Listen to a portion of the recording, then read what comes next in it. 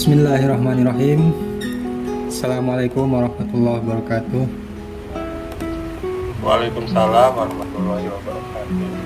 Alhamdulillahirabbil alamin wassalatu wassalamu ala sayyidina Muhammadin wa ala alihi washabbihi ajmain. Alhamdulillah kita kembali bisa bersama-sama ketemu lagi secara online di sini.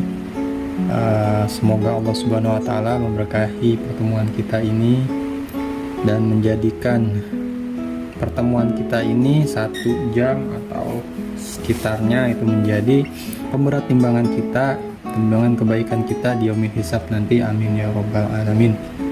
Shalawat dan salam semoga tetap terlimpah kepada junjungan kita Nabi Muhammad SAW, pada keluarga, sahabatnya, dan semoga Allah Subhanahu wa taala juga memasukkan kita semua menjadi pengikutnya, mencatat kita, nama kita menjadi pengikutnya sehingga bisa mendapatkan syafaatnya di yaumil hisab nanti. Amin ya rabbal alamin. Kita buka dengan basmalah. Bismillahirrahmanirrahim. Kita lanjut tilawah ya. Tilawah sekarang sampai ayat 25. A'udzubillahi minasyaitonirrajim. Wa basyiril ladzina amanu wa 'amilus solihati anna lahum jannatin tajri min tahtihal anhar kullama ruziqu minha min thamaratir rizqan qalu hadzal ladzi ruziqna min qabl wa utubihi mutasyabiha. Waalaikumsalam. Walahum fiha azwajum mutahharah wa hum fiha khalidun. Kita lanjut dengan terjemah tarjim ya, terakhir sampai ayat 4.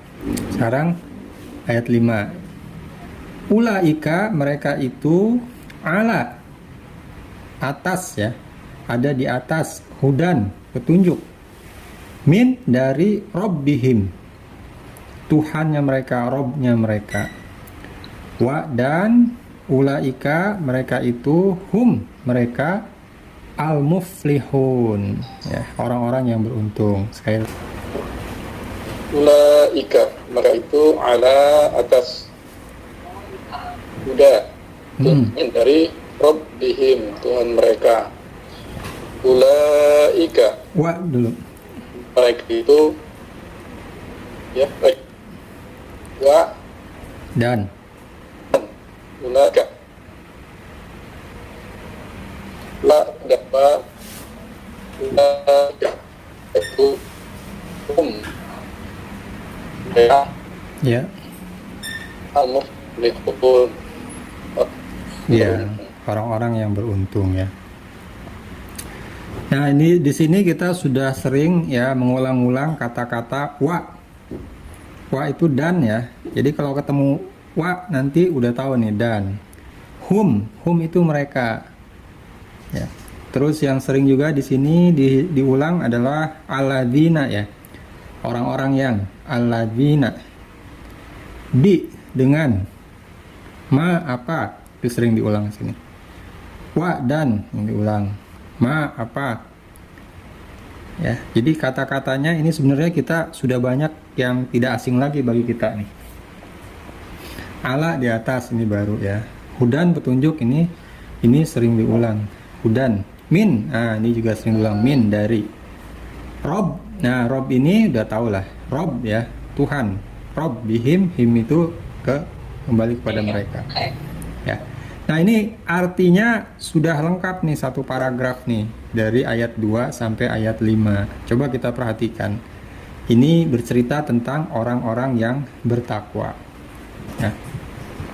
Pertama, Allah Subhanahu wa taala berfirman, "Dzalikal kitabul la raiba fi." Kitab itu maksudnya Al-Qur'an, tidak ada keraguan di dalamnya. Hudan. Nah, ini hudan pertama kali muncul di sini.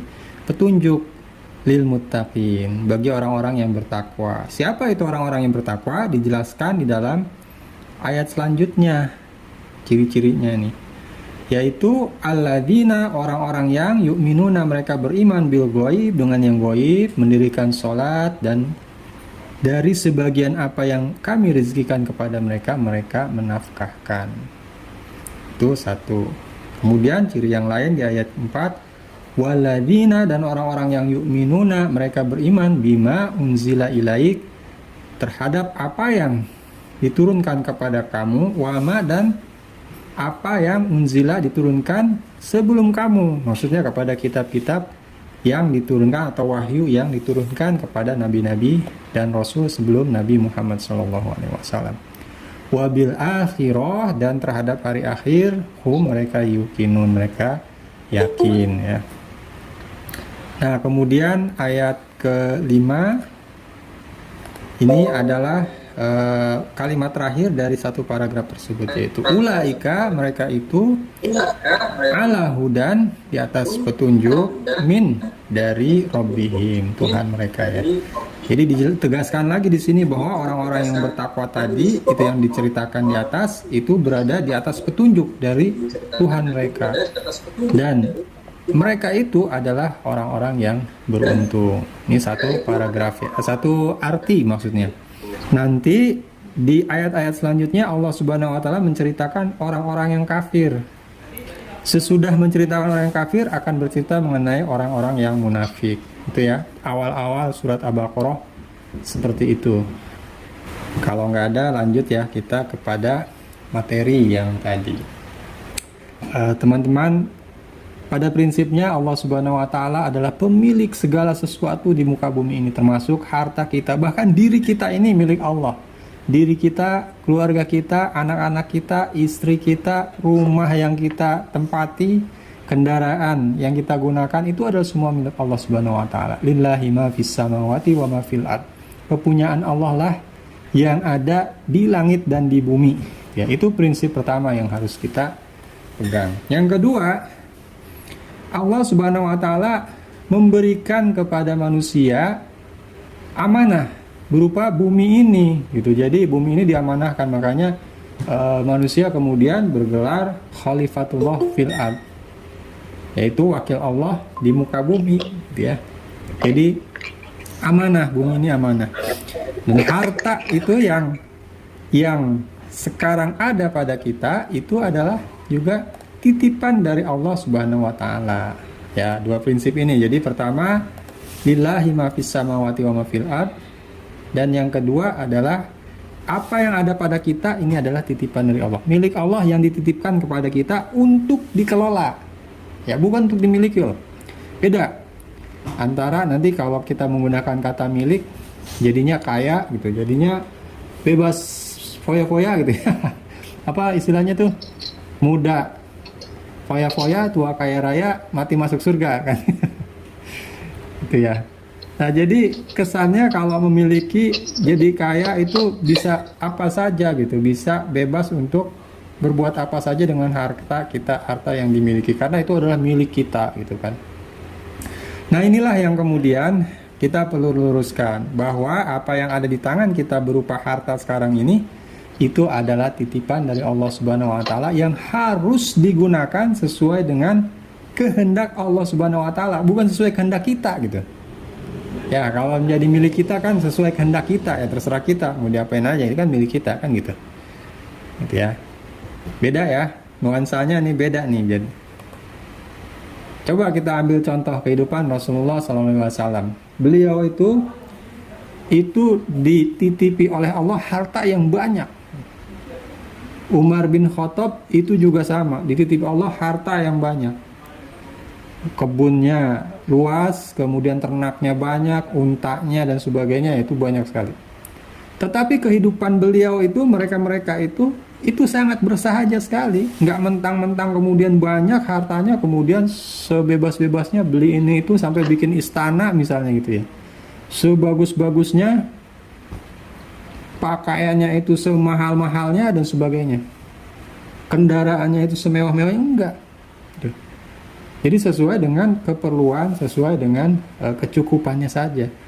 Jadi tidak jarang orang-orang menemui misalnya Umar radhiyallahu anhu itu seorang yang mengelola aset begitu banyak pada saat itu hanya duduk-duduk di bawah pohon itu sambil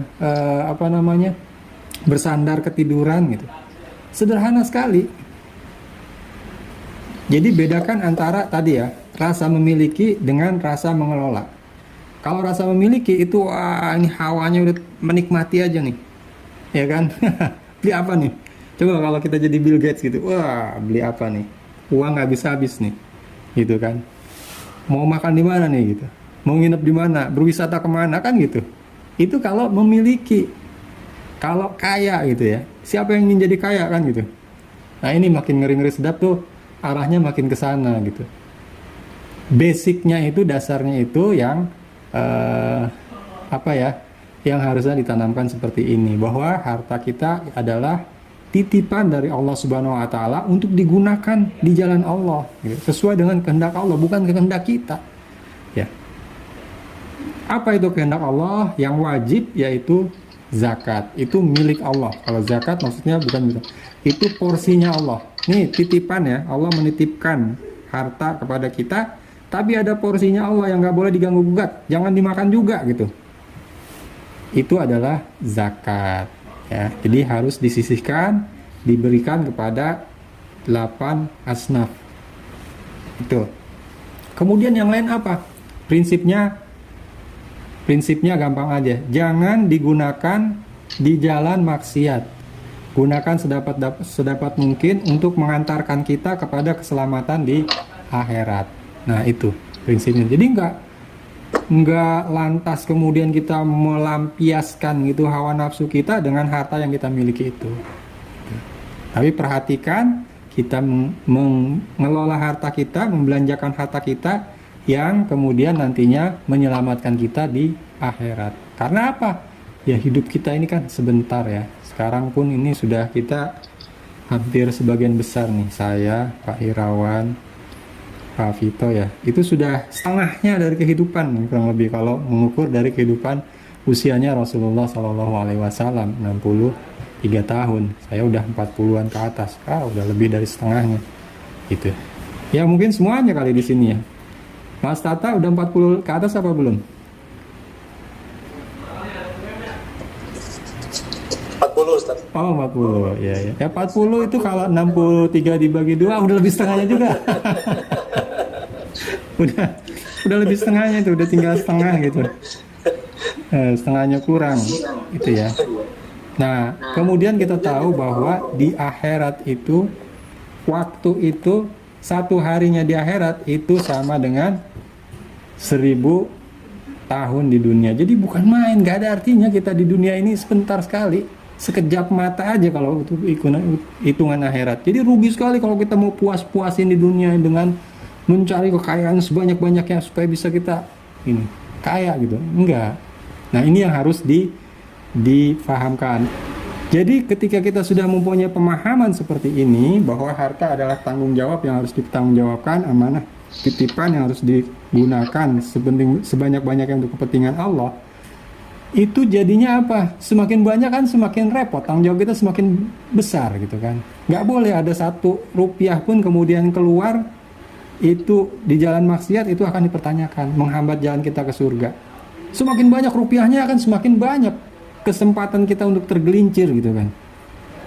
Jadi kalau di pikiran seperti itu, maka muncullah kemudian sahabat Abdurrahman bin Auf yang dimudahkan oleh Allah Subhanahu wa taala jalan rezekinya gitu. Kalau istilahnya beliau itu, kalau aku membuka batu di padang pasir, maka di baliknya itu ada emas gitu. Saking mudahnya Allah memberikan rezeki kepada beliau. Dalam satu cerita pernah beliau itu membiarkan kurma-kurmanya menjadi busuk supaya gak ada yang beli. Pada satu ketika, ini cerita wallahu a'lam ya. Supaya gak ada yang beli nih, sengaja biar bangkrut dia gitu kurang lebih. Banyak itu kurmanya. Tapi Allah Subhanahu wa taala menghendaki hal yang lain. Ternyata kota Madinah, kaum Yahudi itu diserang penyakit. Obatnya ternyata kurma busuk. Akhirnya dibeli dengan harga tinggi itu si kurma-kurma yang busuknya itu. Bukan main. Jadi seperti itulah Allah mengendaki sahabat Abdurrahman bin Auf itu mudah sekali untuk mendapatkan harta. Bahkan beliau sampai menangis gitu ketika mendengar Aisyah radhiyallahu an menceritakan bahwa orang yang terakhir kali masuk surga adalah gitu ya, orang yang kaya raya. Nah, di antaranya namanya disebut gitu, menangis, diinfakkan semua hartanya gitu sampai gitu. Nah, ini yang harus kita luruskan. Tetapi memang orang-orang yang mempunyai harta yang banyak itu juga mempunyai kesempatan yang lebih besar daripada mereka yang tidak punya harta yang banyak dalam beramal soleh ya. Bisa berinfak sebanyak-banyaknya, bisa berkontribusi di dalam dakwah sebanyak-banyaknya. Nah, ini yang menjadi motivasi bagi. Tapi kembali lagi mengelola bukan menikmati gitu. Kalaupun udah didapat, diinfakkan. Kalaupun udah didapat, digunakan, dikelola sebanyak-banyak untuk kepentingan Allah gitu. Gitu ya. Kontribusi tadi ya, kesempatan yang lebih besar tadi itu sebetulnya bukan hanya ada pada orang yang punya harta yang banyak, tidak, tapi pengaruh yang luas itu juga merupakan alat untuk kita bisa timbangan kebaikan kita itu lebih banyak di akhirat nanti gitu. Apapun itu yang Allah berikan kepada kita berupa satu aset ya, sekarang itu aset intangible juga udah banyak, followers itu udah aset juga. Itu bisa kita gunakan untuk menjadi jembatan kita keselamatan di akhirat. Kemana kita ajak follower kita itu menuju gitu. Kalau kita ajak dakwah menuju Allah, maka insya Allah itu juga merupakan hal yang akan sama baiknya dengan orang-orang kaya yang memfasilitasi dakwah gitu. Yang membangun pesantren misalnya. Dosen-dosen atau guru-guru pesantren itu juga gitu. Jadi tidak terpaku pada harus menjadi pengusaha untuk bisa menjadi seperti itu, tidak. Bahkan karyawan yang misalnya punya bawahan itu puluhan orang, kemudian didakwahi, diajak kepada Allah, mereka menjadi orang-orang yang soleh, menjaga sholatnya, menjaga keluarganya, menularkan kepada anak-anaknya ya, keislamannya, itu luar biasa. Tidak kalah dengan pengusaha tadi, tidak kalah. Di kantor misalnya Pak Vito ngajak kepada teman-teman para karyawan itu, bawahan-bawahan ada ratusan orang, dia ajak semuanya ke masjid, ayo sholat berjamaah zuhur. Di situ ada acara juga, diadakan kajian-kajian seperti itu. Dengan pengaruh itu kita bisa mengajak orang kepada Allah. Itu kita tidak perlu juga kemudian bersusah payah jadi pengusaha gitu, enggak. Jadi di dalam bidangnya masing-masing di mana kita berada, ayo kita kontribusikan semua itu kepada jalan Allah Subhanahu wa taala. Itu ya. Jadi tidak perlu mendikotomikan tadi antara misalnya pengusaha dengan karyawan, orang kaya dan bukan orang kaya, PNS dan swasta dan sebagainya. Enggak. Dimanapun kita berada kita punya potensi untuk berkontribusi lebih gitu. Itu intinya sebetulnya. Silakan kalau ada yang mau didiskusikan. Assalamualaikum. Waalaikumsalam. Tadi mengenai mengelola aset dan menggunakannya gitu Ustaz ya. Ya. Mengelola dan Memiliki. Memiliki. Nah, mungkin dalam hal menggunakannya juga Ustaz. Menggunakan maksudnya apa ya? Kadang-kadang ada batasan yang wah ini udah berlebihan nih gitu. Itu gimana Ustaz? Mungkin pertanyaannya kalau mau saya reward ya, maksudnya di dalam kalimat saya tadi kan ada batasan bahwa penggunaannya itu sedapat mungkin digunakan di jalan Allah Subhanahu wa taala dan bukan untuk memuas-muaskan diri gitu ya. Terus ukurannya apa? Seberapa banyak, seberapa besar sehingga kita masih dikatakan bukan menikmati memuas-muaskan diri itu kan gitu ya. Begitu maksudnya ya Mas Tata ya. Apakah kemudian mobil misalnya kita beli mobil harus ya Avanza aja lah atau Xenia bahkan gitu ya. Kalau Pajero itu udah kelebihan itu. Gitu ya. Atau merek-merek lain. Apa sih yang cukup kan itunya. Nah, ini memang ukurannya sangat tergantung relatif ya. Jadi gini, contohnya kuda perangnya Rasulullah itu yang paling bagus. Kuda Rasulullah itu paling bagus. Itu para sahabat itu punya kendaraan-kendaraan perang itu bagus-bagus. Nah, kalau kita analogikan atau kita mapping ke zaman sekarang, kurang lebih kalau kita keperluannya nih, kalau keperluannya memang medan kita ini bergerak, ini perlu yang sekelas Pajero, ya bolehlah gitu.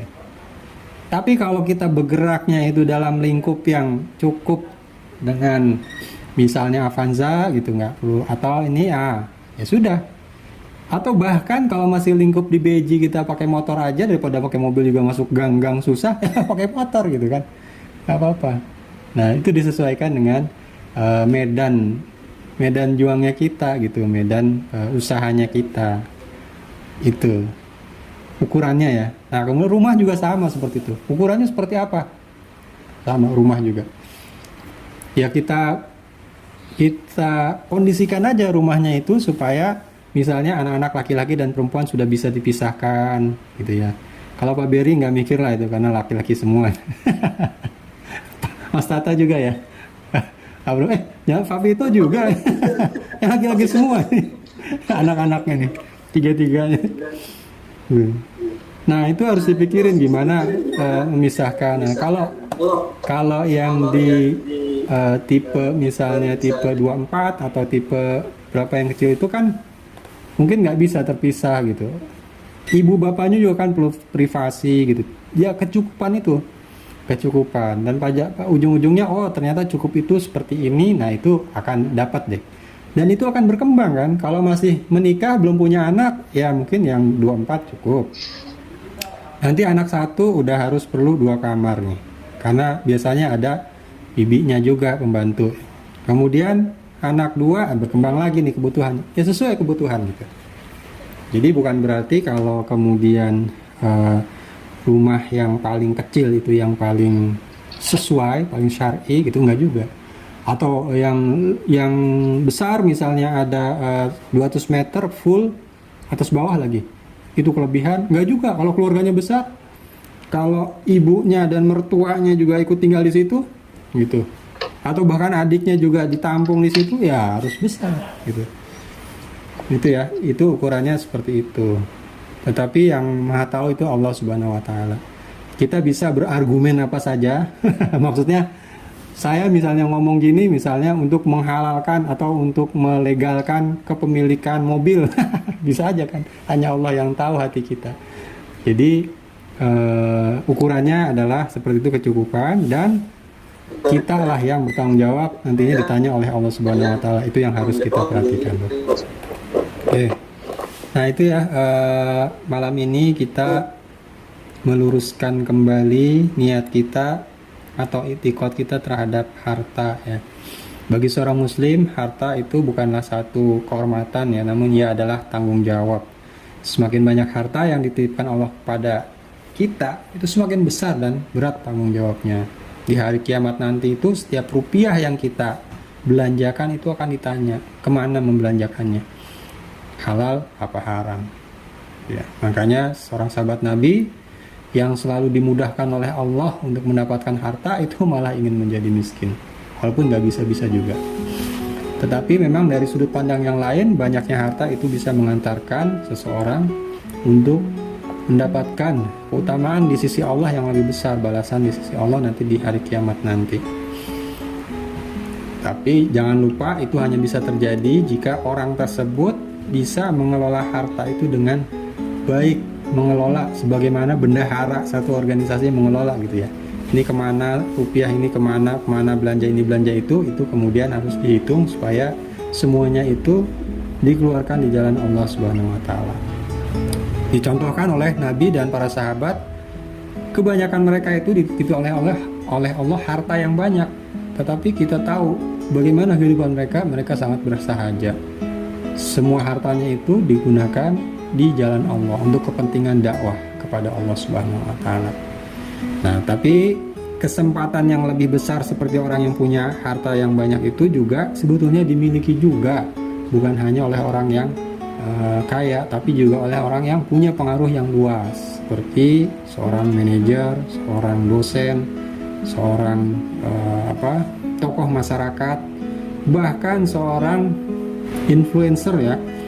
Itu juga punya aset yang banyak yang bisa mengantarkan ia kepada keridhaan Allah Subhanahu wa taala jika semuanya itu pengaruhnya itu digunakan untuk dakwah kepada Allah Subhanahu wa taala.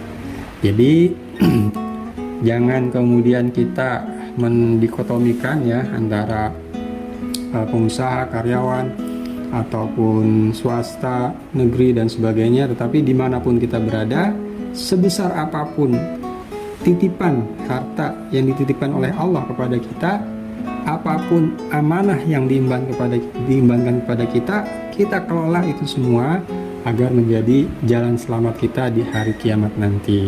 Itu kurang lebih ya pesan pada malam hari ini. Kita sama-sama tutup dengan doa kafatul majlis. Subhanakallahumma bihamdika asyhadu an la ilaha illa anta astaghfiruka wa atubu ilaik. Dan alhamdulillahirabbil alamin. Kurang lebihnya saya mohon maaf. Billahi taufiq wal hidayah. Assalamualaikum warahmatullahi wabarakatuh. Waalaikumsalam warahmatullahi wabarakatuh.